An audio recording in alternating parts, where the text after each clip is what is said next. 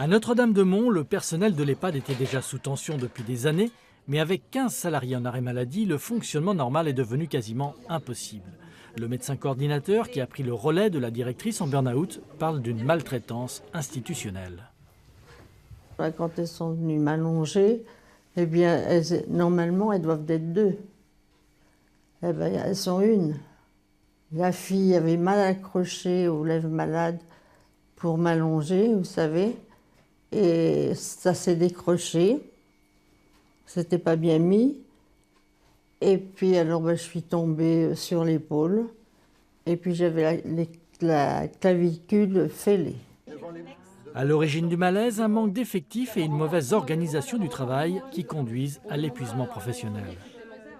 Le matin, des toilettes qui devraient être faites à deux, on est tout seul. On se casse le dos, on leur fait mal parce qu'on ne peut pas avoir les bons gestes tout seul. On doit être à deux, donc forcément tout seul, c'est pas possible. Du coup, ça arrive que des résidents n'ont pas leur douche hebdomadaire, qu'on déplore.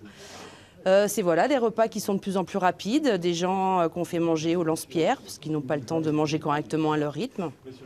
Des gens qu'on jette dans leur lit pour être couchés, pour la sieste ou pour le soir. On pleure, pas tous les jours, mais pas loin.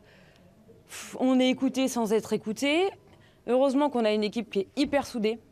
On arrive à s'entraider vachement. Face à cette situation catastrophique, le médecin coordinateur menace de démissionner et il lance des alertes auprès des autorités compétentes. Médecin coordinateur, je n'ai aucun appel de l'ARS, je n'ai aucun appel du conseil départemental, nos deux organismes de tutelle. La maison de retraite, c'est un budget de 3 millions d'euros. Si on parle argent, ça les intéresse, mais surtout pour vérifier qu'on ne grappille pas des sous pour mieux soigner les gens. Mais au niveau de la bienveillance, au niveau du respect de la loi, au niveau de la bonne santé du personnel soignant pour bien soigner les résidents, il n'y a personne.